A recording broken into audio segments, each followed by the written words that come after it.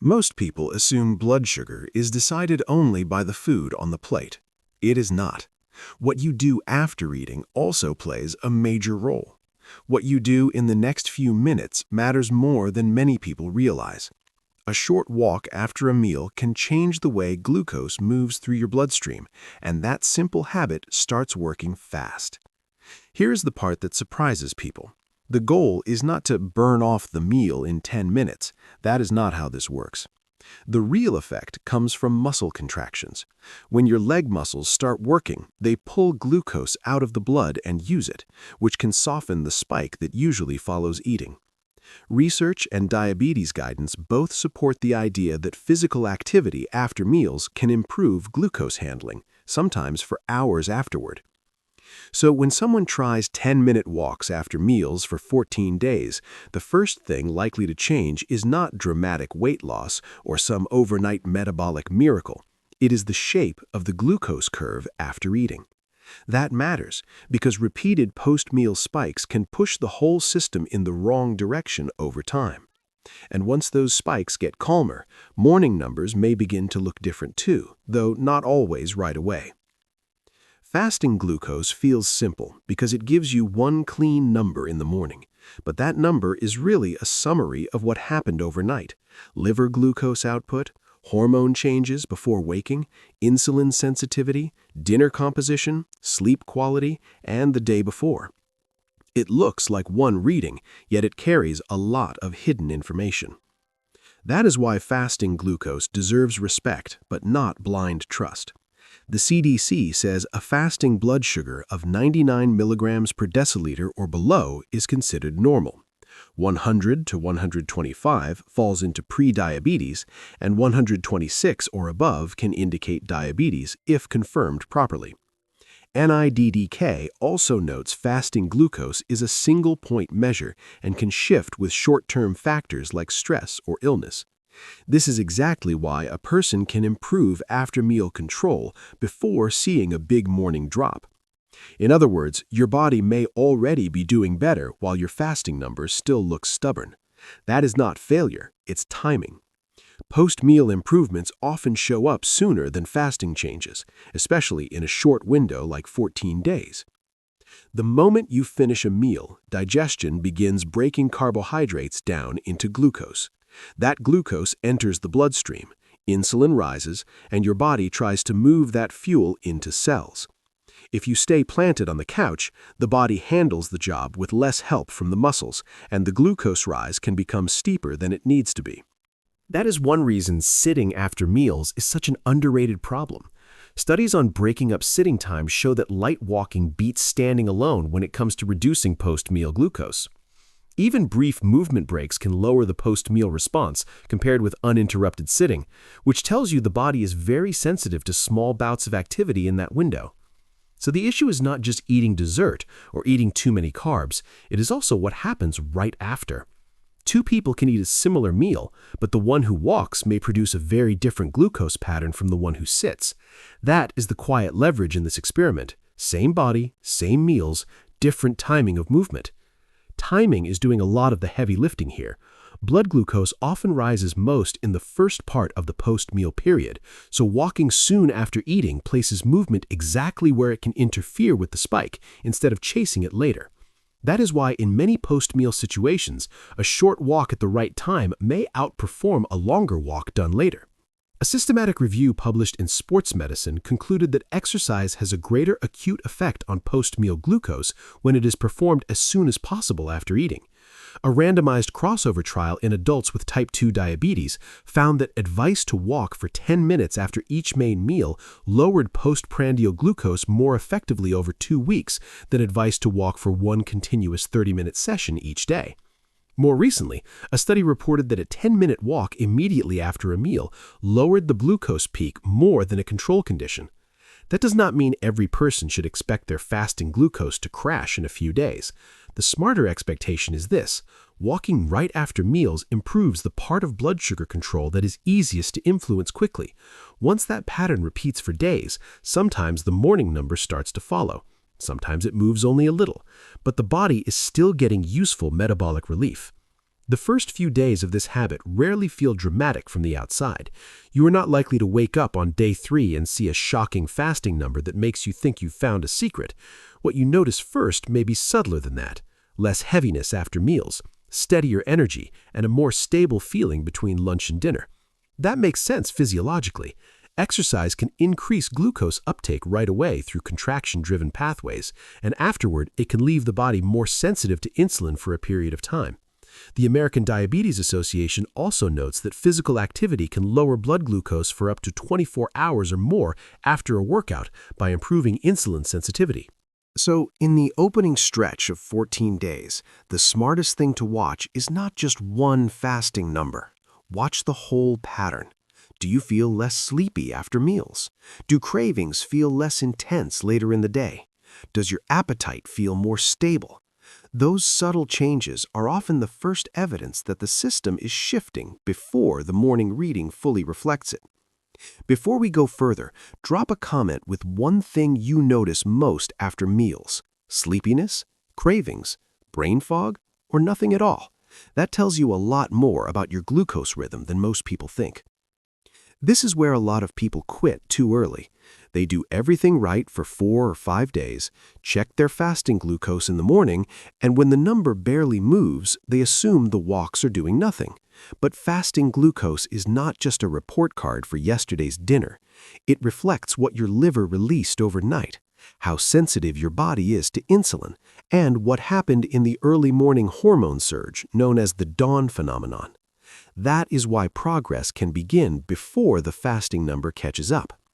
The strongest short-term evidence for post-meal walking shows reductions in postprandial glucose, especially when the walk happens after meals. But fasting glucose may not shift dramatically in the same short window for every person. In the 2-week trial comparing one daily 30-minute walk with 3 10-minute walks after meals, the after-meal walking pattern improved postprandial glucose more effectively, which tells you the body was responding even without promising a massive overnight fasting drop. So if someone does this for 14 days, the honest expectation is not a dramatic transformation by day 2. It is a quieter trend. The morning number may edge downward, become less erratic, or stay similar while post-meal handling improves underneath the surface. That still counts as meaningful progress because better control after meals reduces pressure on the system all day long. The real star of this whole story is skeletal muscle. When muscles contract during walking, they can take up glucose from the bloodstream through pathways that do not rely entirely on insulin. That means even a brief walk gives the body another route to clear some of the glucose that just entered the blood after a meal. This is why the walk does not need to be intense to matter. You are not trying to turn a meal into a punishment workout. You are creating a small, well-timed demand for fuel.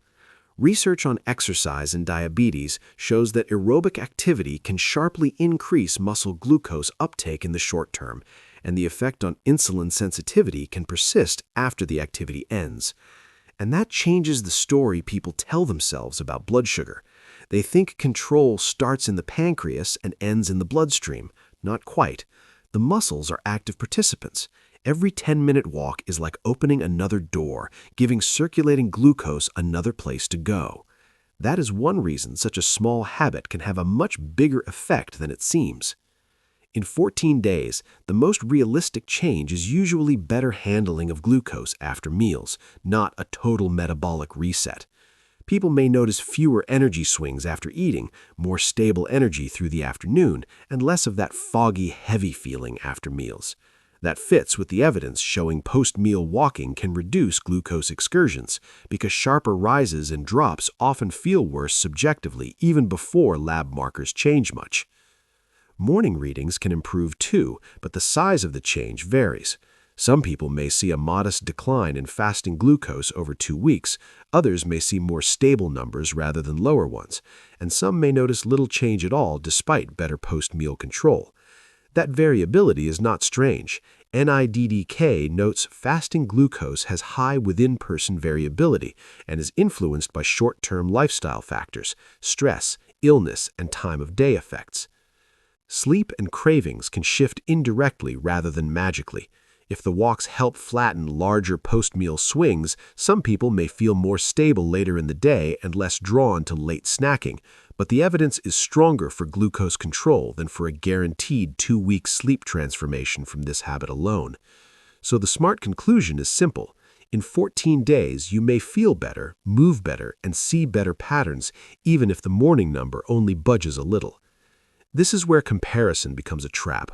One person adds 10-minute walks after meals and sees fasting glucose drop within days. Another does the same thing and sees only a tiny change. That does not mean the second person failed. It usually means their baseline is different.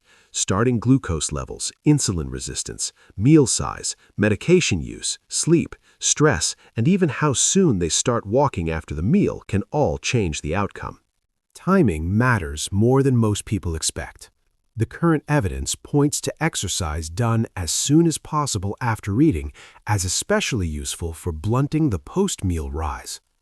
The benefit also depends on the meal itself. A very large dinner loaded with refined carbohydrates may create a bigger glucose challenge than a short walk can fully offset, while a balanced meal may pair with that walk much more smoothly. That is not the walk failing. That is physiology being honest. There is also the question of what you are measuring. If someone only checks fasting glucose, they may miss the improvement happening after lunch or dinner. A person can have a similar morning number, but much calmer post-meal peaks, and that is still a win. Sometimes the body improves in places the average person is not even looking. The first mistake is waiting too long. If the walk happens long after the main glucose rise has already passed, some of the best timing advantage is gone. You are still moving, which is good, but you are no longer catching the meal at its most useful metabolic moment. The evidence on exercise timing consistently points toward earlier post-meal movement as more effective for controlling the glucose response. The second mistake is treating the walk like a license to eat without limits. A 10-minute walk can help, but it is not a magic eraser for huge portions or highly processed meals stacked back to back. The third mistake is inconsistency. Doing this twice in 1 week and calling it a protocol will not tell you much. The useful signal comes from repetition, because regular activity keeps creating those small opportunities for glucose disposal and improved insulin sensitivity. And there is one more mistake people miss, expecting only one kind of proof. If you look only for a dramatic fasting drop, you may ignore better energy, steadier appetite, and smaller post-meal swings. That narrow mindset causes people to abandon a habit that may already be helping. In a 14-day experiment, the real question is not, did everything change? It is, did the pattern start moving in the right direction? At the end of 14 days, do not judge the habit by one single fasting glucose reading alone. Look for a pattern. Is your morning number trending a little lower, or at least becoming less erratic? Do you feel steadier after meals? Are you getting fewer energy crashes in the afternoon? That matters because fasting glucose has normal within-person variability, and one reading can hide a real shift that is already happening in your daily rhythm.